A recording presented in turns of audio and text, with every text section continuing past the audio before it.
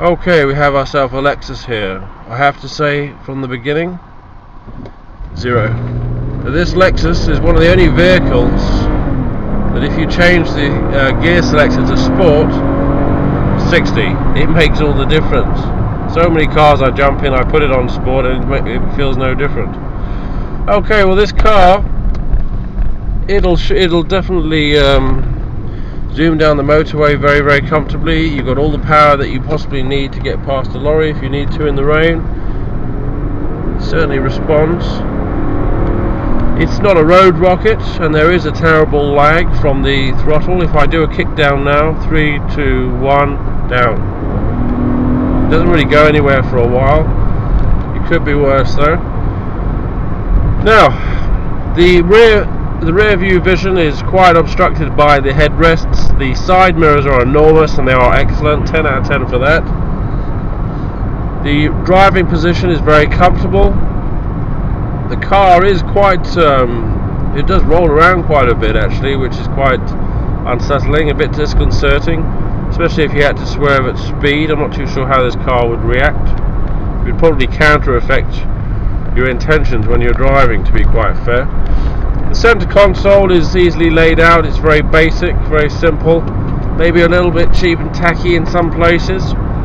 The instrument cluster here is obstructed by the top of the steering wheel. Okay, I can adjust the steering wheel, right, but there it's a funny driving position, so it doesn't work. Dials are easy to read though when you can see them.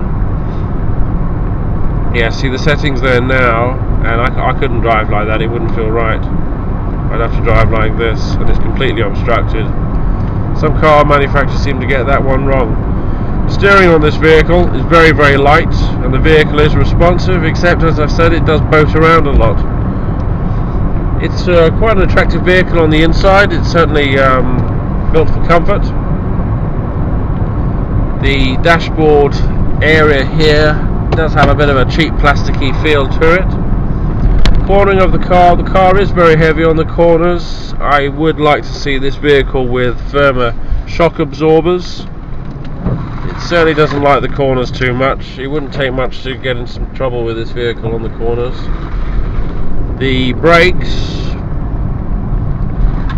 are the best bit about this vehicle. You can feel every caliper working in perfect synchronization. There's no grabbing of the discs. It's very, very gradual. These are great cars, but they are by no means brilliant. I think if there were a few improvements on this vehicle in terms of quality, then you'd have a very decent car. Basically, to summarize, this is an excellent vehicle to drive.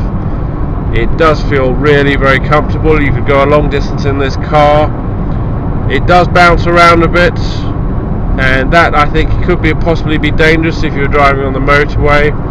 The car's only done 50,000 miles, so I doubt it's got warm bushes on the anti-roll bar links. But if you think about buying one of these, take it for a test drive, you will not be disappointed. I guarantee it.